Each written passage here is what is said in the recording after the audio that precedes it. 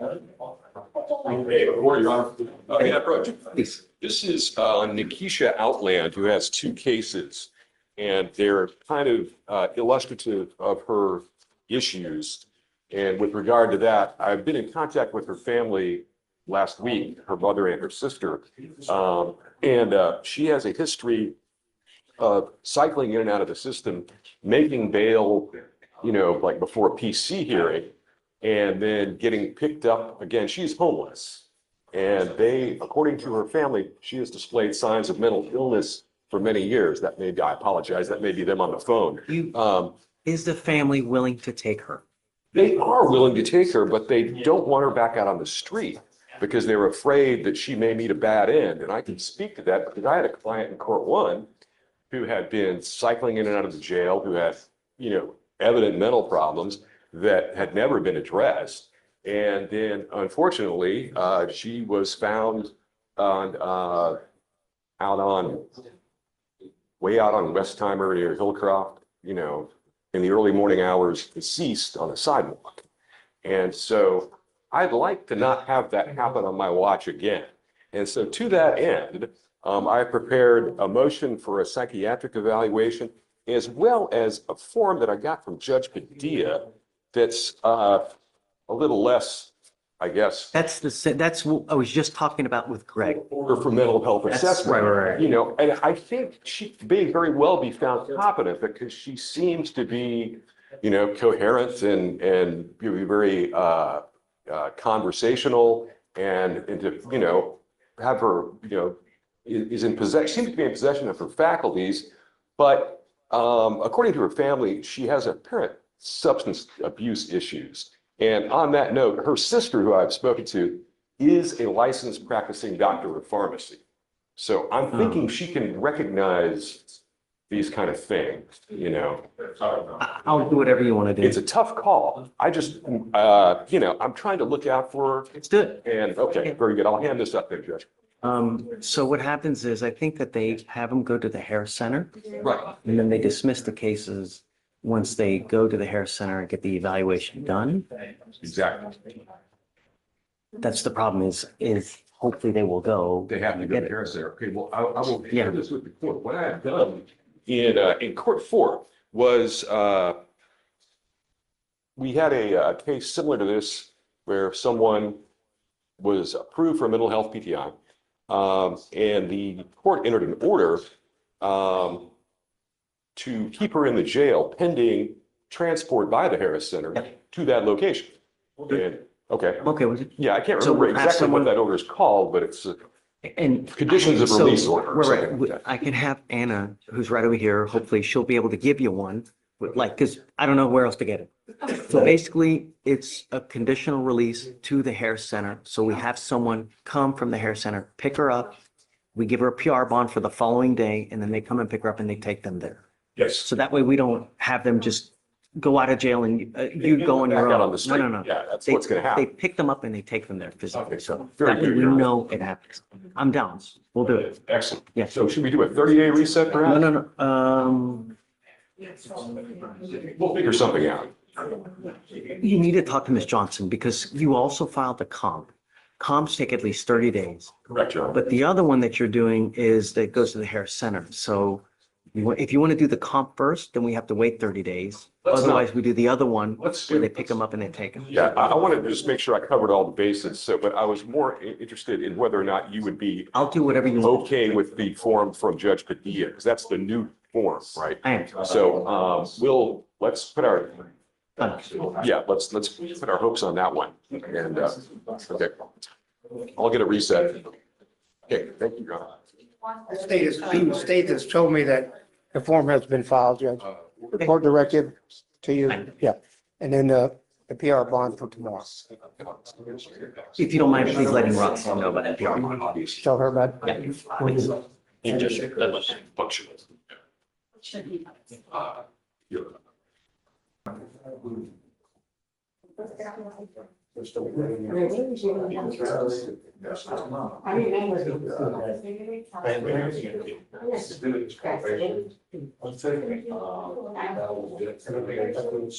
yeah, I'm sorry. Okay.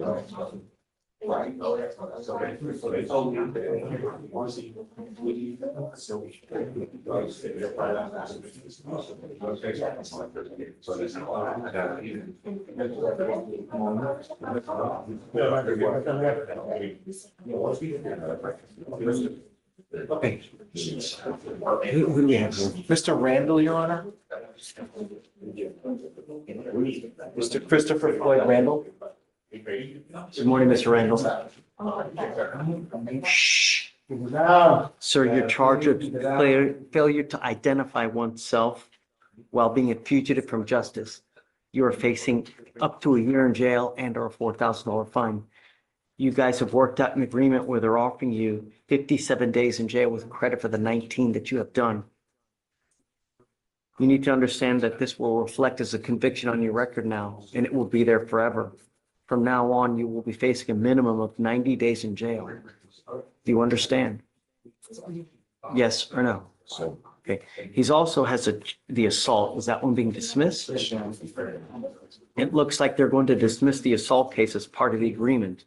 You're giving up the right to a trial, right to compel witnesses to testify on your behalf, confront and cross-examine your accusers. If you're not a citizen, there are possible immigration consequences. You can be deported, excluded from the country, denied naturalization. You give up the right to appeal.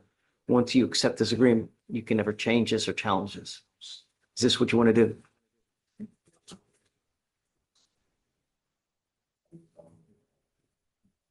Very time, like I said. So you want I to, had no contest initially to that because it didn't make any sense to contest it. Guilty as charged, you know. on the failure to ID? I mean, I can't give them something that I don't have. But I mean, I was in a position. Just Yep. guilty of the failure to ID. Yes, sir. Okay, I'm going to find you guilty. I'm going to send you the agreement. Good luck to you, sir. Your other case will be dismissed as well. Okay. Thank you, Your Honor. Thank you. All right. I was trying to. That's a lot. Fernandez, Judge. Ready? Hi. Have you seen it? Yes, sir. Judge, can I approach, this is quick. Jamal Williams is upstairs. He's gonna plead to a 7-year probation with inpatient. They're gonna dismiss the case once they get it.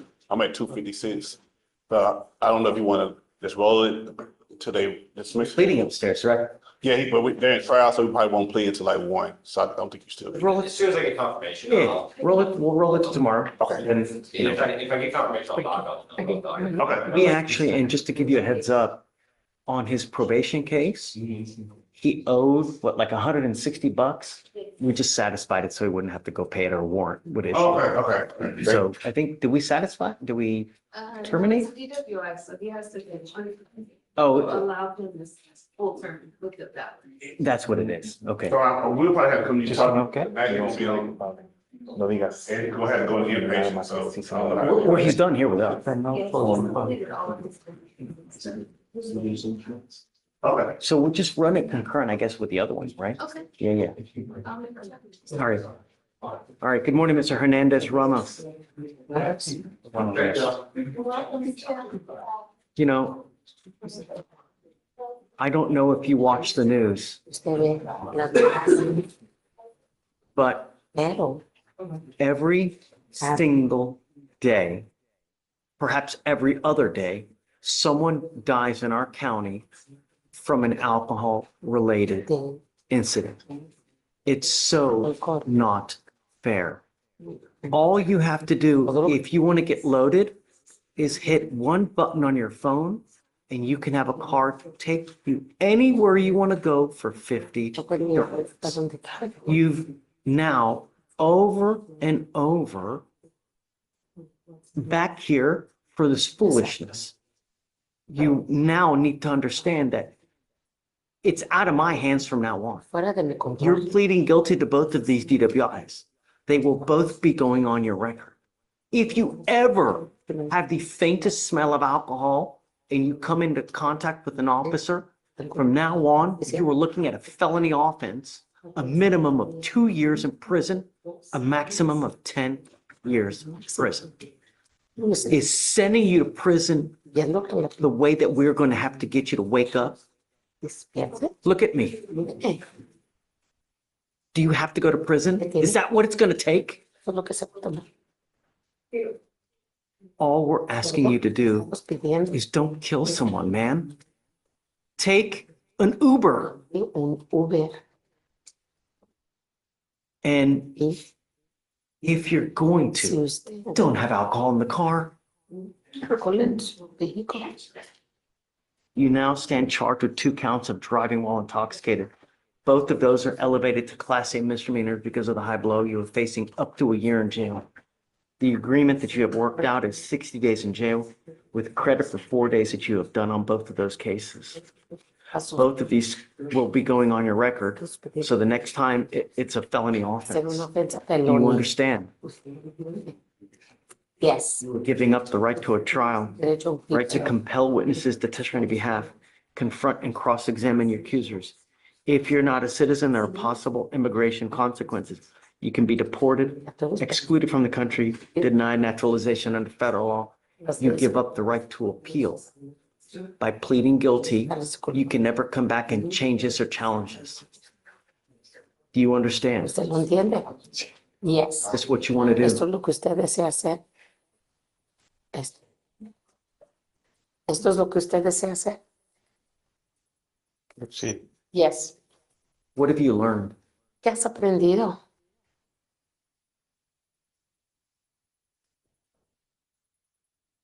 Nada. Nothing. You don't know what you're not supposed to do in the ¿Usted future? no sabe lo que no debe de ser en el futuro? Sí. Yes. What are you not supposed to do in the Lo future? que no I want to make sure that you debo understand. asegurar que usted entienda. Es que no tengo que más. I don't have to drink. I don't care if you want to drink. Si quieres, I don't care. If you want to drink, si quieres, don't get into a car. mete en un automóvil. Okay. What did we just learn? ¿Qué aprendiste ahorita? Es que no tengo que meter, si tomo no me tengo que meter en el, If I no drink, tengo que manejar. I don't need to drive.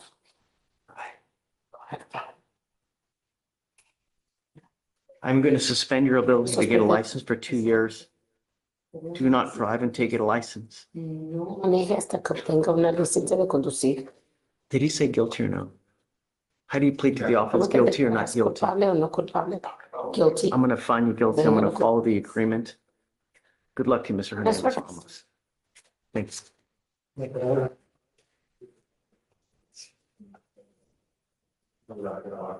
First, I can go only a year.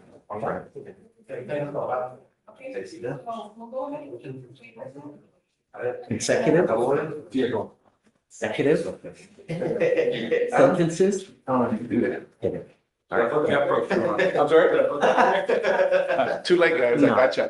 I was just, Mr. Dean. Yes, sir, Your Honor. This is an off-docket matter, Judge. Client was here yesterday. Her name is Miss Patricia Mendoza. She's here again today. We had bond conditions given to her stating that she cannot have any contact with the complaining witness or her husband. I don't know why her husband was included with that, but Yes, and so this was from what we know right now, we're trying to kind of look into it deeper, but the husband was a witness. This was two female, same male, type of interaction. I'm okay with her seeing her kids, like Does he want to have contact with her? So he's not supposed to complain, we haven't spoken to him yet, he's listed as a witness. it's not the complaint. But he's with her, has the other woman, right? And then she comes in. So, Allegedly, Judge, because I have Sure, a different story. so my thing is, I mean, we can step out right now and call him. Do you mind? Please. Am I right there? And as soon as we get the okay, then. Yes, sir. Yes, sir.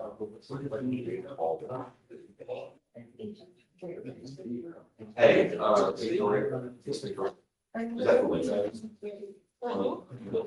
Mr. D, are you ready? Yes, sir. Judge, I don't want to say it. I'll let the state tell you, but it's okay. But I think it's appropriate for them to, because they talk so. Absolutely correct, Your Honor. So they're still in a marriage together and have children together, and he's okay with contact.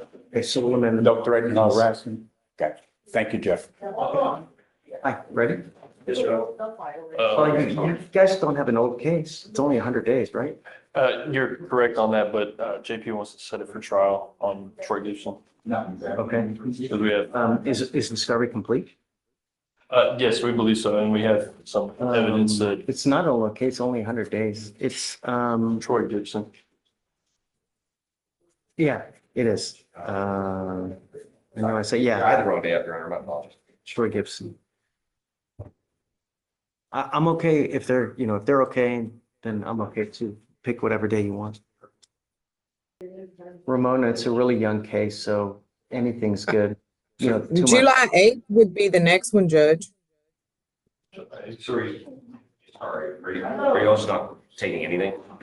Well, we have, our guy's not gonna take anything. We have footage that says it's not. I mean, yeah, So- can we have an eval setting before with the trial docket, You okay with it? Yeah, we can take an email. I mean, we want trial dates, but if they need one more setting to eval, I do we have a mean, pre-trial conference date? Sure. Or, yeah, I mean, that's fine. I mean, if it's bad, I'll dismiss it. okay, yeah, so whatever. Okay. Works for us. You guys pick whatever you want. I'm okay. Perfect. Thanks, Your Honor. Defend the trial docket. All right, let's talk about that. Watching work through this docket was like watching someone juggle compassion, procedure, and a firm reminder that court orders actually mean something. The morning opened with the case of whose history of cycling in and out of jail and clear signs of mental illness had her family begging for intervention. Instead of letting her drift back into the same loop, the judge approved a conditional release plan where the Harris Center would physically pick her up and transport her for a psychiatric evaluation. He made sure this wasn't just walk out and promise to show up, but an escorted handoff, showing both concern for her safety and the community's. It was a striking reminder that Fleischer doesn't just process cases. He tries to break cycles ere the docket shifted to entity, PA failure to identify charge while being a fugitive. The judge walked him carefully through his rights, the permanent mark a conviction would leave, and the risks of stacking future penalties. Even while accepting the guilty plea and approving the deal for 57 days with credit for time served, Fleischer took a moment to make sure Randall understood the long-term consequences. That blend of stern reality and procedural patience is part of his style. Then see people, Mr. Argis. Here Fleischer dropped the lightness and delivered one of the toughest lectures of the day. He pointed out that every day someone dies in the county from alcohol-related incidents, pressed Ramos on whether it was going to take prison to finally wake him up, and flatly warned him that another slip could mean 2 to 10 years. The sentence, 60 days in jail with credit for 4, wasn't the headline. It was the speech, part warning, part plea, part reality check. The judge didn't mince words. All we're asking you to do is don't kill someone. Take an Uber. It was raw, practical, and exactly the kind of message defendants can't claim they didn't hear. Even in the small Ike clarifying bond conditions for entity people, Patricia Mende-Pite a no-contact order with her spouse, Fleischer showed that he listens as well as rules. He let the state check directly with the husband before adjusting the condition, striking a balance between legal protection and family reality. That's not softness, that's precision, making sure the law doesn't cause unnecessary harm while still keeping guardrails in place. What ties it all together is steady hand. Whether it's mental health cases, repeat DWIs, or technical probation issues, he never loses track of the people in front of him. He'll scold, he'll lecture, he'll accommodate, but always with the aim of making sure defendants know exactly where they stand and what the stakes are. It's tough, it's practical, and it's quietly humane. If you found this hearing insightful, consider subscribing, hitting the bell, and letting me know your thoughts in the comments below. I read every one.